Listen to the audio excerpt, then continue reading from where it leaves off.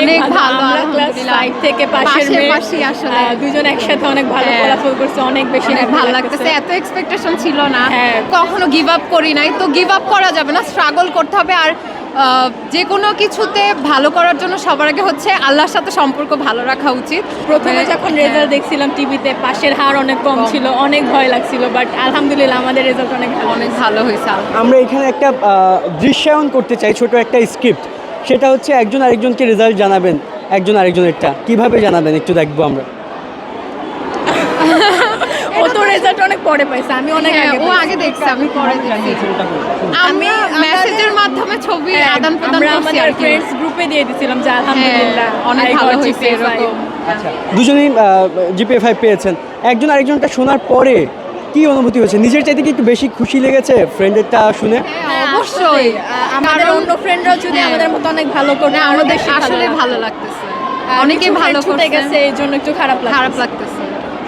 Next plan ইনশাআল্লাহ একটা এই ভালো রেজাল্টটা ধরে কলেজে, রাখবো। হ্যাঁ রেজাল্ট ধরে রাখবো, আর একটা ভালো কলেজে অ্যাডমিশন দেওয়ার ইচ্ছা আছে।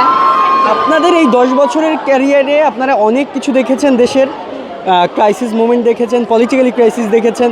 সব কিছু মিলিয়ে কি মনে হচ্ছে যে আসলে লাইফে কি করা উচিত বা কোন প্রফেশনটাকে বেছে নেওয়া উচিত? টানা সপ্তমবারের মতো বেস্ট টিস্যু পেপার ব্র্যান্ড হিসেবে স্বীকৃতি পেয়েছে বসুন্ধরা টিস্যু। দেশ থেকে চলে গেলে প্রফেশন আসলে নিজের, কেউ দেশে থাকতে চায়, কেউ বিদেশে যাইতে চায়, এটা হচ্ছে এক একজনের ইচ্ছার উপর।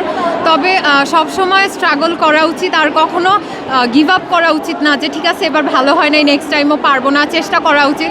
আমরা ওই করেই আসছি এক সময়, মানে কখনো খারাপ হয়েছে, কখনো ভালো হয়েছে, কিন্তু কখনো গিভ আপ করি নাই। তো গিভ আপ করা যাবে না, স্ট্রাগল করতে হবে। আর যে কোনো কিছুতে ভালো করার জন্য সবার আগে হচ্ছে আল্লাহর সাথে সম্পর্ক ভালো রাখা উচিত।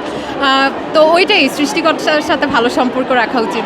আপনি বলছিলেন যে দেশ ত্যাগ করা উচিত, এটা আসলে কেন মনে হলো? আপনি জিজ্ঞেস করছেন যে দেশে এতদিন অনেক কিছু হয়েছে, সো এই জন্য বললাম। হ্যাঁ, অনেক কিছু দেখছি, সো আই গেস যে দেশ ছেড়ে অন্য কোথাও গেলে হয়তো আরো ভালো থাকবো, ভালো জব পাবো, ইভেন ভালো থাকবো, শান্তি থাকবে দেশে অ্যাটলিস্ট। কিন্তু মনে হয়নি নিজের দেশটাকে একটু, যদি আমি আমার জায়গা থেকে কোনো একটা প্রফেশন চুজ করি যেখান থেকে আমি আমার দেশকে একটা শান্তি দিতে পারবো, দেশের মানুষকে, এটা কি কখনো ফিল হয়েছে কিনা? হ্যাঁ, হয়েছে অবশ্যই। আমার যেহেতু পরিবার, আত্মীয় স্বজন সবাই দেশেই আছে, সো আমিও দেশেই থাকতে চাই। যদি দেশে শান্তি থাকে, অবভিয়াসলি দেশের সাথেই থাকবো সবসময়।